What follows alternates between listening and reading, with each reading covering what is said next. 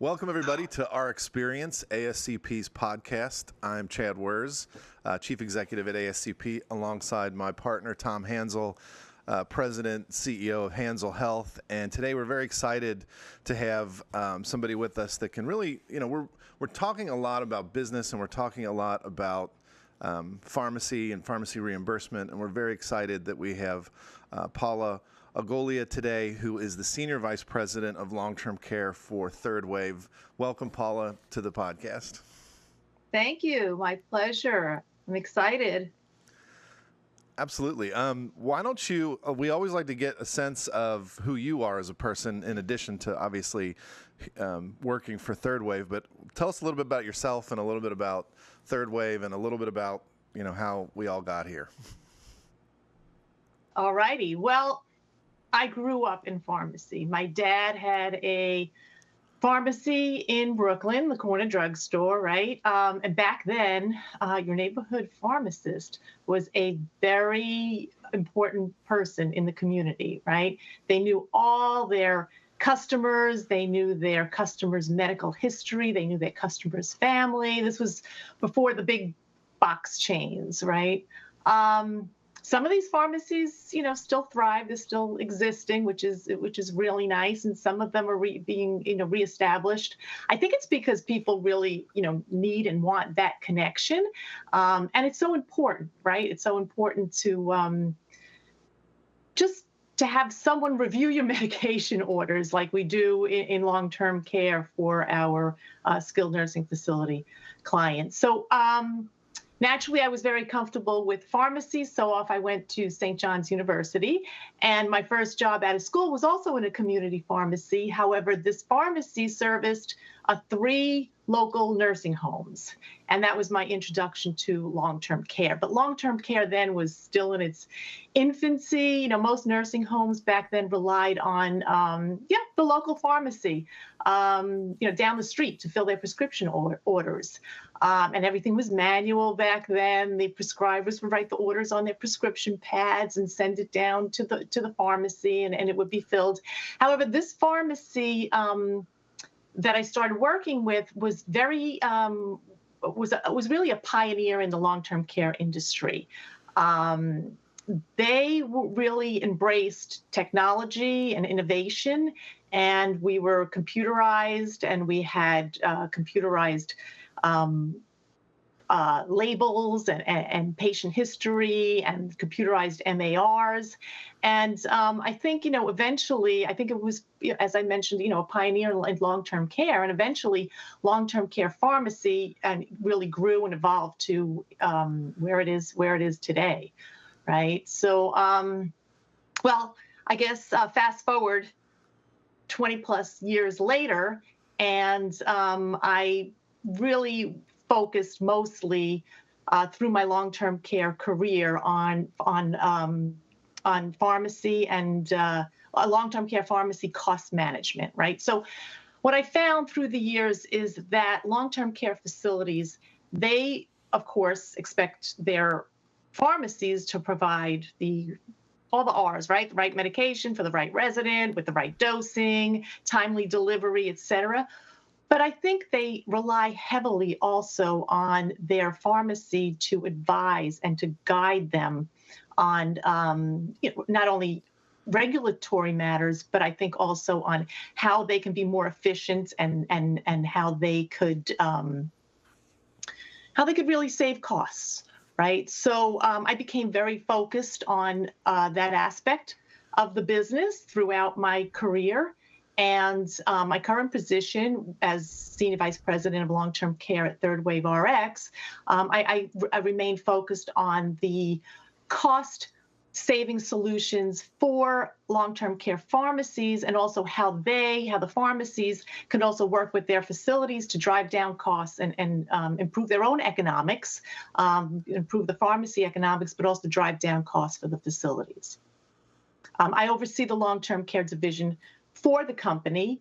Rebates and formulary management go hand in hand, but there's a number of other areas of medication utilization that I think is often ignored or, maybe sometimes just very complicated to manage, especially across a number of different pharmacy locations, working with different contracts, working in different states. So my focus is and always will remain with the cost management piece. That's awesome. What was your dad's pharmacy called? What was the name? So Marino Pharmacy, it's in the Bushwick section of Brooklyn, and it is still there, still carries the name Marino Pharmacy. It's, a very urban area, and I'm so happy for them. They're doing very, very well. That's so awesome. Yeah. I love that. So I love that story. Every once in a while I try to visit and I try to get there, and it's just, brings back old memories. But yeah, and we lived in the neighborhood. Actually, we lived in the same apartment building as the pharmacy for a good number of years, and then we moved a few streets away. So we were very connected to the community. That's awesome. I think New York is particularly unique in that aspect. Like when you say corner drugstore in New York, it's not like a corner drugstore in Cincinnati where I may have started, where it's much more suburban corner drugstore. I think in New York, and I noticed this in long-term care too, I'd never seen an 800-bed nursing facility before I went and saw one in New York. That's right. It's unique. The density is such that you do have very tight, community pharmacies that do exactly what you said. They service a few blocks, and then they service the nursing homes in those few blocks. And it's cool. And there was a pharmacy, I would say every 3 or 4 blocks, because there was so much, the population was so large. And we would all help each other out. We used to call them KOWs. I don't know if you remember what a KOW is. A kindly oblige with note. So say you had a prescription, you ran out of that medication, and you wanted to borrow it until your next delivery. When you came in, you would write a note of what you needed. It would say K.O.W. and 30 Lasix, 20 milligrams or something. And we would run to the next pharmacy, and they would let us borrow that medication. And then we would, send it back to them when our delivery came in. So it was, it was good old times. Yeah. I don't think it happens anymore. That's right. No, that's cool. So, now you're on this cost management side, which I think, everything that you described about what you're doing is so poignant right now. Like we've got nursing homes that have staffing issues. We have price pressure and reimbursement pressure on nursing homes. We have reimbursement pressure on pharmacies. We have this very unique world of Part A and Part D that pharmacies deal with. There's just a lot going on. There is. Even outside of all of the legislative pressure and changes to how pharmacy manufacturers and PBMs actually price medications. So there's a lot that we're dealing with, and I always feel like business finds a way, and business is finding a way, and one of those ways it's finding its way is through companies like yours that are really trying to help pharmacies be smarter about what their utilization patterns are. And I've said this at a couple programs recently, but pharmacy has to go back and pharmacy again. We have to go back, and we used to call it power of the pen. Like we had the power of the pen. We could influence what the prescribers were writing in nursing homes if we were doing a good job as a consultant pharmacist. And I think we're back to that with pharmacies and with consultant pharmacists, that we have to use the very little leverage I think that we have in pharmacy, and that is utilization management, and help get the right drug to the right patient. And if that right drug happens to be a little bit more expensive or associated with a rebate that ends up being beneficial to the pharmacy, then we don't have to apologize for that. Like, we're doing what's right.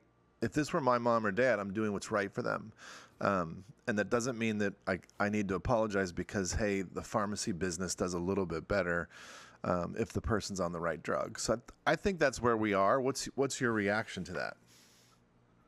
I absolutely, totally agree with you. I think pharmacies need the tools and reporting in order to do a really deep dive into the facility utilization and identify areas of focus, or really look with all the recent changes in the drug pricing, with the Inflation Reduction Act, and you really need to focus more than ever on other areas of opportunity, and where you can save, of course, never jeopardizing patient safety or putting patients at risk. It can be done. It really can be done, and really just need.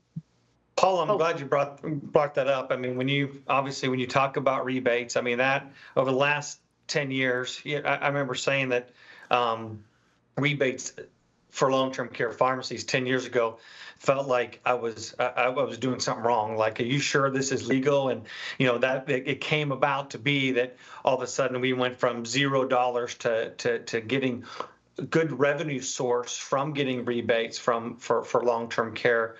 And then now we're seeing with the Inflation Reduction Act, like you mentioned, and American Rescue Plan, and what's happened here with insulins, it seems like rebates is really kind of the sky's fallen a little bit. I'm not quite sure if that's going to be there. Eliquis and Xarelto, these other big drugs being on that first list, and you deal with this every day. So I'm sure your pharmacies are coming to you going, the sky's falling, what are we going to do? Our rebates are going away. What's your response? What are you guys doing as far as third wave on kind of handling that and positioning pharmacies for a little brighter future than what it seems like we're having?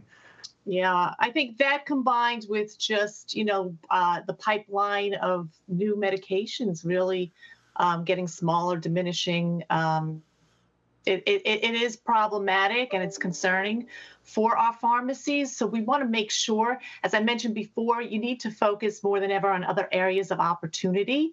And there are other areas where, of course, the rebates help cut down the costs and of course allow the pharmacies to keep their pricing at a very good rate. However, it's important to take a look at those contracts, right? You want to start with a very smart and sustainable contract, right? So the pharmacies, we see so many different types of contracting, and even within one pharmacy, they have clients on different types of contracts. There's fee for service, there's per diem, PPD, there's cost plus. Some have minimum cost clauses and rules, and some have dispense fees, some have the greater of and the lesser of rules.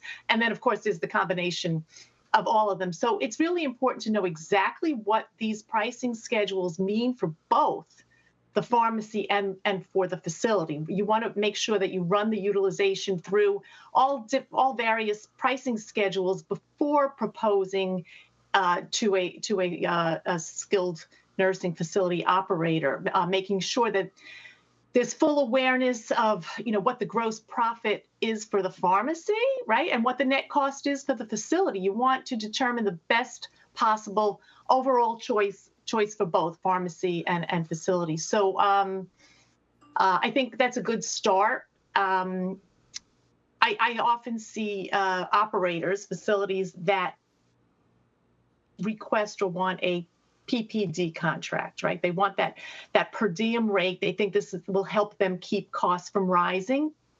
However, what I see actually happens is that the costs rise.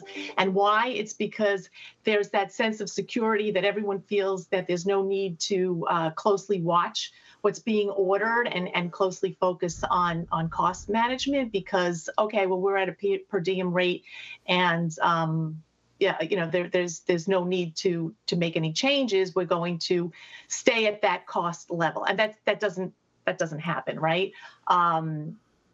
They're not looking at reducing waste. They're not looking at taking advantage of therapeutic interchange programs to keep formulary compliance very high. They don't care about their returns, or they're not focused on their returns because they feel that this per diem rate is going to keep them where they need to be. And unfortunately, when that happens, the cost rises and the pharmacy can't sustain that same rate going forward. So there's true ups and you end up in a higher place than you would be if you had a fee for service agreement. some per diem PPD contracts work, but what I found is that I see the cost rising whenever there's a per diem contract. And then it's also difficult to manage the exclusions, what's excluded, what's included, and how to make sure that that is communicated to the facility. So, that's one area, the contracting. And then, as I mentioned, reducing waste over the counters. There's a number of different areas that pharmacy together with the facilities can work together to drive costs down. Yeah. I'm under the impression that when IRA hits, not only obviously will pharmacy be able to be in a situation where we're losing money for brands, we're also going to be losing a lot on the rebate side. But then even beyond that, I think some of our nursing homes are going to come back to us and say, hey, I want to renegotiate my Med A rate because I know, the government for Eliquis and Xarelto, whatever, even on the Med A side, have you guys considered that at third wave? And I guess, what advice would you give pharmacies preparing here? We got a year and a half, even though insulin's already hit and inhalers are coming here in 2025, but any kind of comfort that you can give those pharmacies that are looking at pretty daunting negotiations, not towards their favor.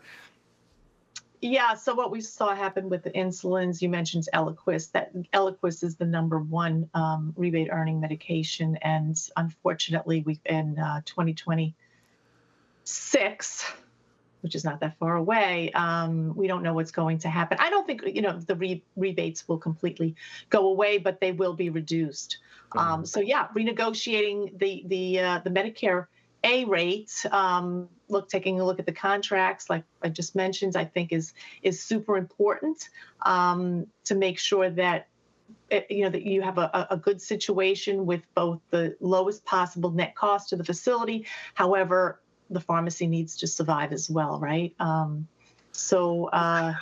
think that's a great example because that's one that I know I talk about a lot. Not, you don't have to be specific necessarily about Eliquis or Xarelto, but you can be specific about these newer novel anticoagulants versus things like warfarin. It's a great example for a pharmacist because we all know what warfarin is. It's dirt cheap. It's particularly challenging to get people therapeutic.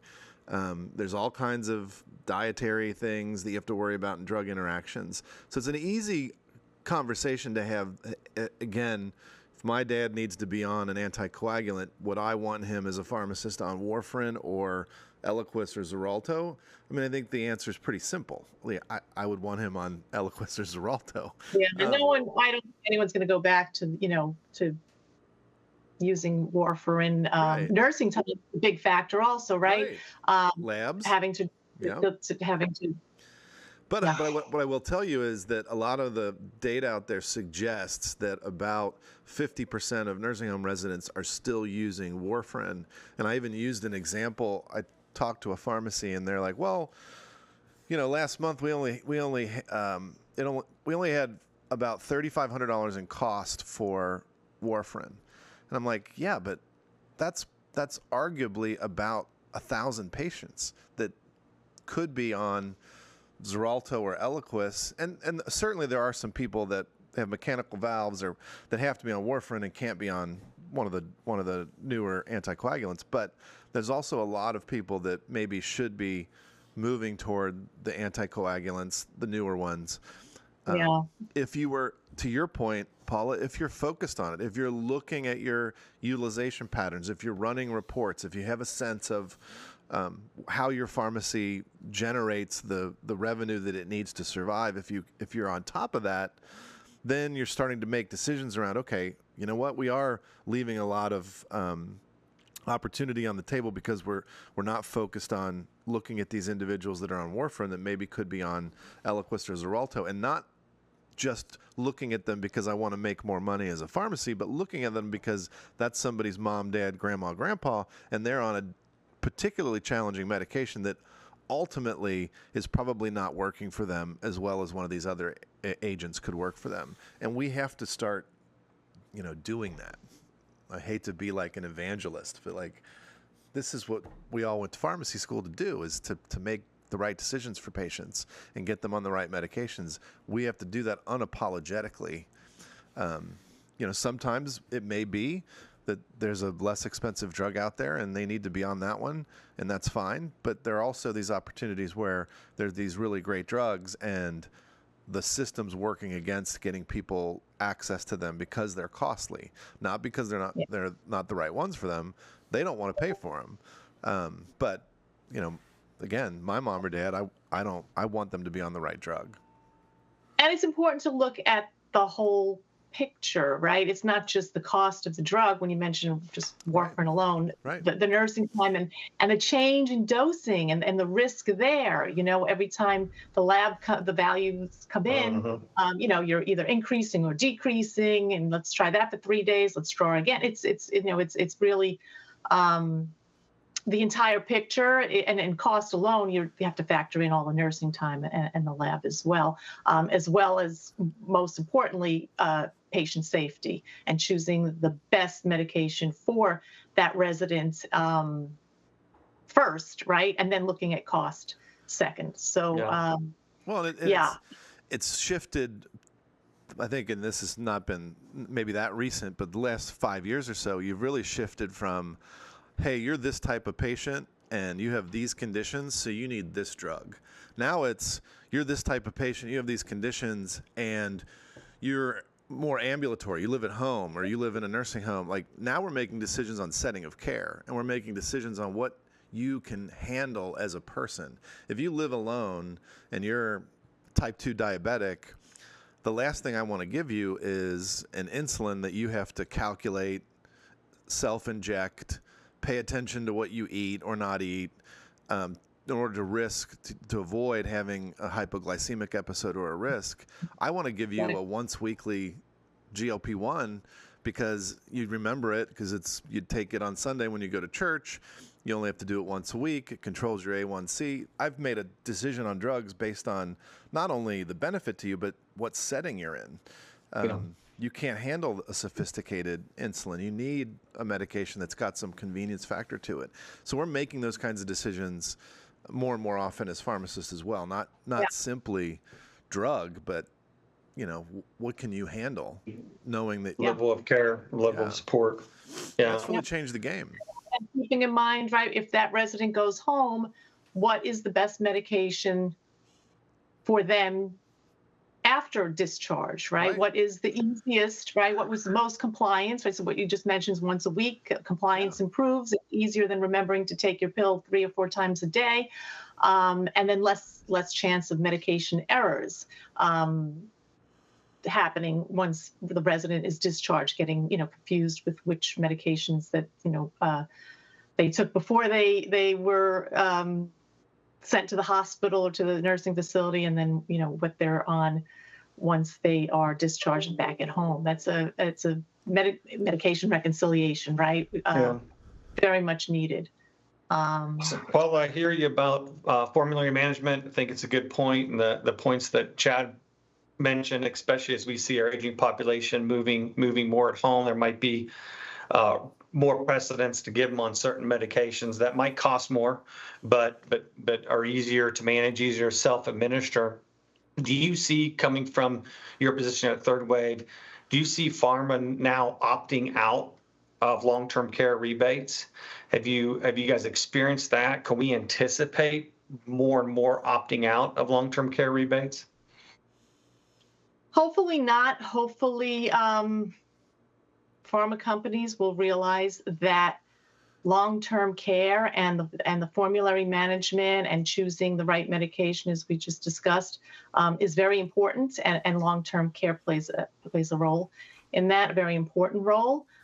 So we hope that actually we'll have a reversal, right, and more pharma companies will include and embrace long-term care. We've been working directly with some of the pharmaceutical companies to hopefully get that to happen. I guess what is really going to transpire in the future, I don't know, but I'm hopeful that long-term care rebates will sustain. Yeah. Let me ask you, and I'm not quite sure. I've had conflicting arguments spoken to me, but when it comes to pharma, is adjudication a requirement? I know some companies out there say that you absolutely have to do it. Some companies say that you don't, but what do you guys, what's your stance on that? Is it a requirement to adjudicate to get the rebate? Yeah, it's not a requirement, although we encourage it. We encourage adjudication, not only for rebates. Adjudication, there's so many great things that a pharmacy can do through adjudication of their facility responsible medications. Just as you adjudicate a claim for a third party, right? You can run that claim through a series of checks. Right. Not only, formulary, of course, whether, covered, preferred, non-preferred, but quantity limits, package size rules. There's so many areas that need to be checked before that medication is actually approved for dispensing. It makes sense to adjudicate claims across the board, cost management, patient safety, all very, very important to have put in place with all your claims, not just third-party reimbursed claims, but also for the Part A residents. So I think adjudication is super important. And I just wanted to mention I mentioned package size and quantity limits. Those areas are often ignored or sometimes not understood completely. And one example that we just worked with the facility on is institutional size inhalers, right? You have a smaller inhaler and you think your 7-day supply, for example, compared to the full 4-week supply. And facilities and pharmacies sometimes feel, well, let's work with the institutional size. However, what we saw happening is a resident gets admitted, they get that institutional size inhaler, right? 4 or 5 days later, that nurse is reordering that institutional size because it's coming to an end, right? It's going to be completely used. So they have two within the first 5 days, right? Then 5 or 6 days later, you get a third, sometimes a fourth, depending on the length of stay. So we're seeing what we just dispensed 4 institutional size inhalers, more nursing time, ordering meds, checking in meds, and there was no cost savings because one larger size, standard size, would have been less costly. So again, going back to different areas where we can help both, pharmacy and facility drive costs down is really important. And things like that can be done through adjudication, right? You can put these rules in place so that you can check this before the medication, being proactive before that medication is dispensed through adjudication.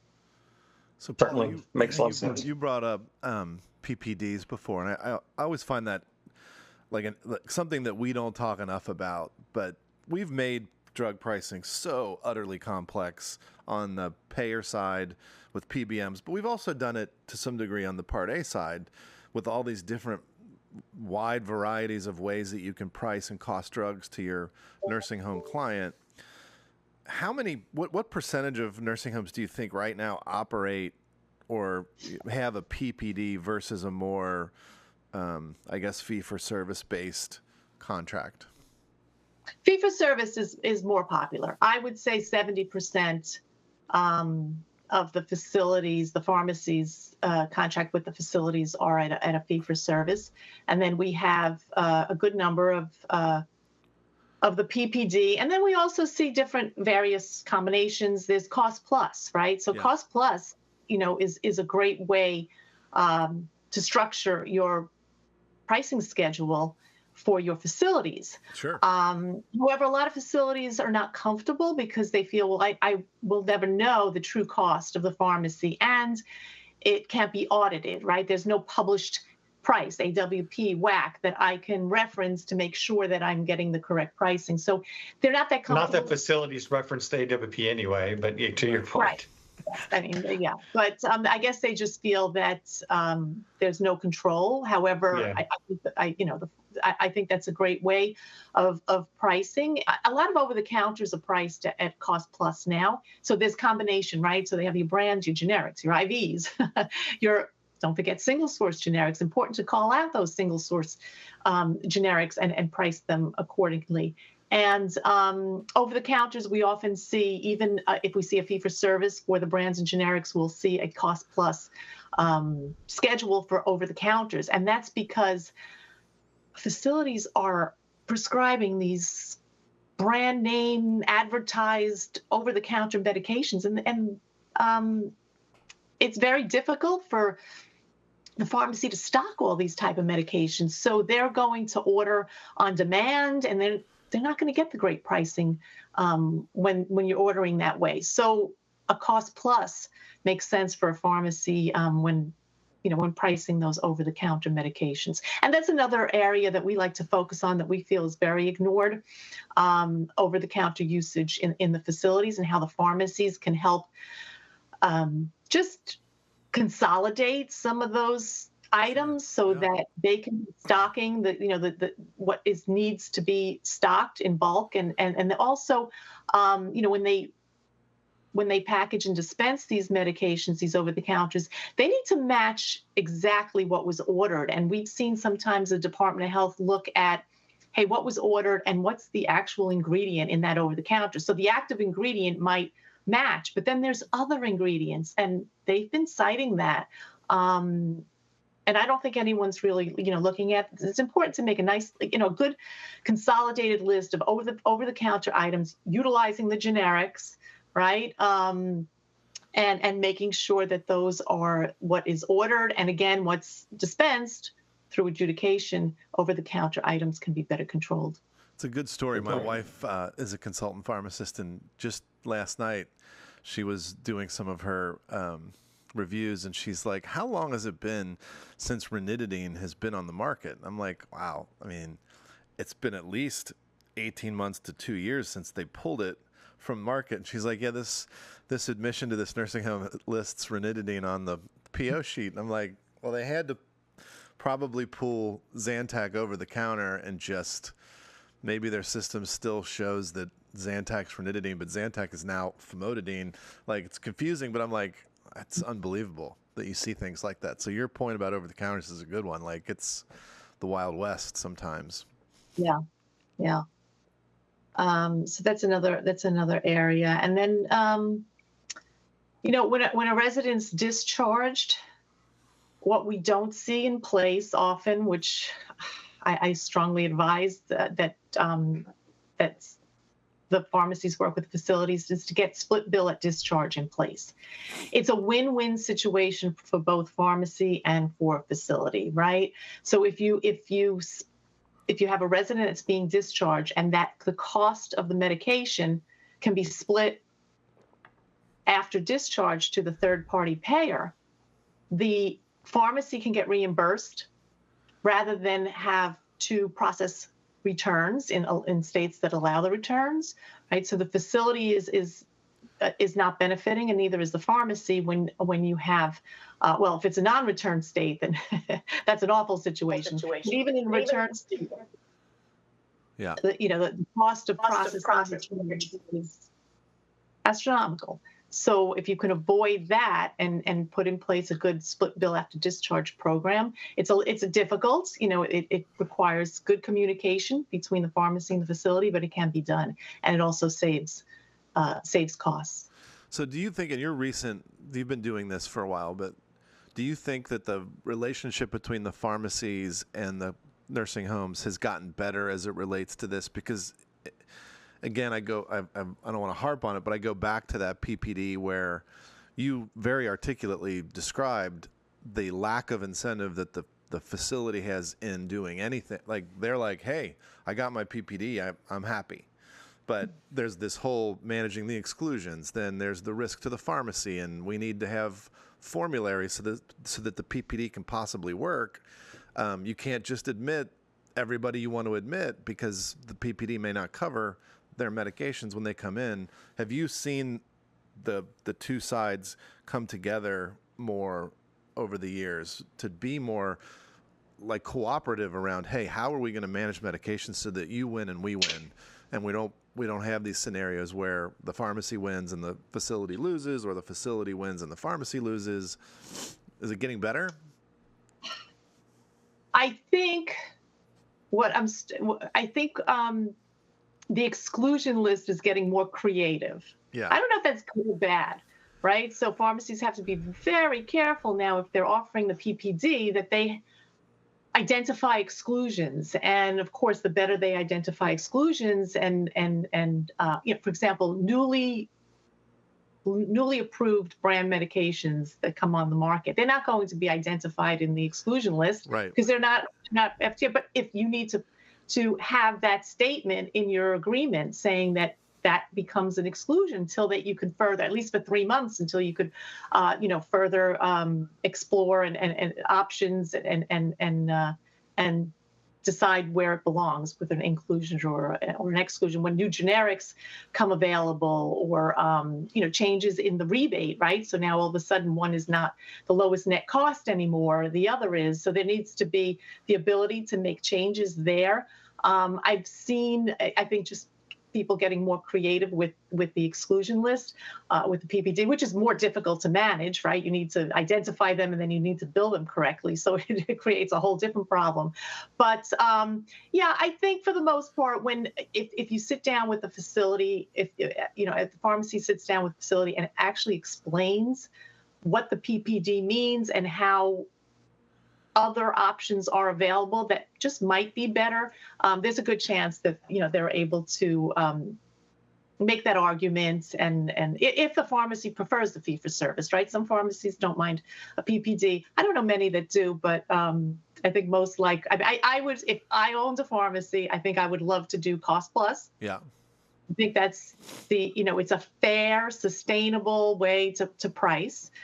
If my clients trust me that it's going to be a true cost plus, then I would go to fee for service, and then I would go to PPD, last resort. I think Mark Cuban's helping that cost plus argument. That's right. More people, yeah, that's right.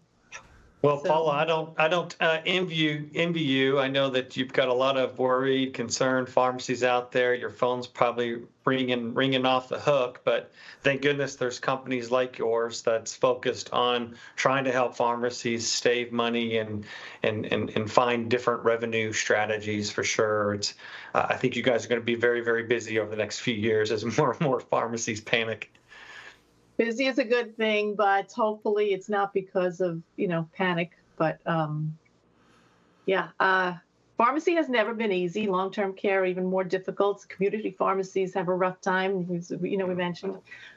So I think, I'm the eternal optimist. Like, I always think it's a great time to be a pharmacist, and, particularly with the older adult population that we're facing in the next couple decades.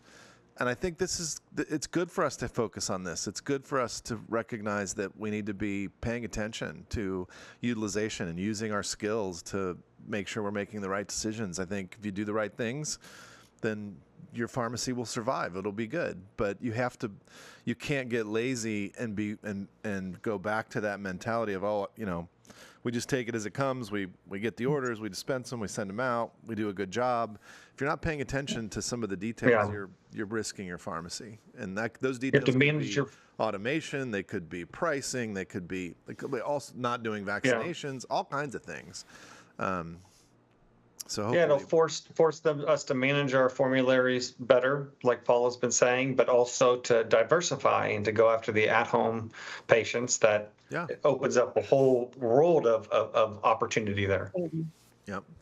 Well, Paula, any parting shots, last words, anything you want to say? I just want to, we're thankful for organizations such as ASCP that help pharmacies, consultant pharmacists, all just gain knowledge and stay current.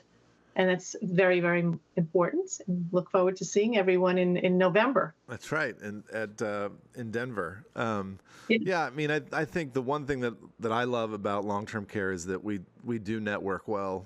We do talk to each other. We do help each other, regardless of what sector or aspect of long-term care you're in. And we all know that we're on the same mission, and then that's to take care of our older adults and the best way possible. And our method and our acumen is pharmacy and being pharmacists, and that's how we're going to do it. And we also appreciate you and your company and what you bring to the table for long-term care as well, because we know that it helps rise the sea level for everybody, and certainly put a focus on how important these things are as we move toward what I still feel like is a daunting challenge ahead of us with so many people in this age group. Yeah. We're happy to combine our technology and just industry expertise to help the pharmacies just have the tools they need in order to provide the best services at the lowest possible prices. Yeah. Well, thanks again. And I love your story. I love the Brooklyn pharmacy story and how you got to be where you are. And we hear that so often in our interviews with pharmacists in long-term care. And it's refreshing. You know, we got here, you know, organically, being pharmacists, working in the community, and now we're focused on long-term care, and it's awesome. So thank you so much for being on. Thank you. My pleasure. All right, we'll see everybody next time on the next episode of Our Experience.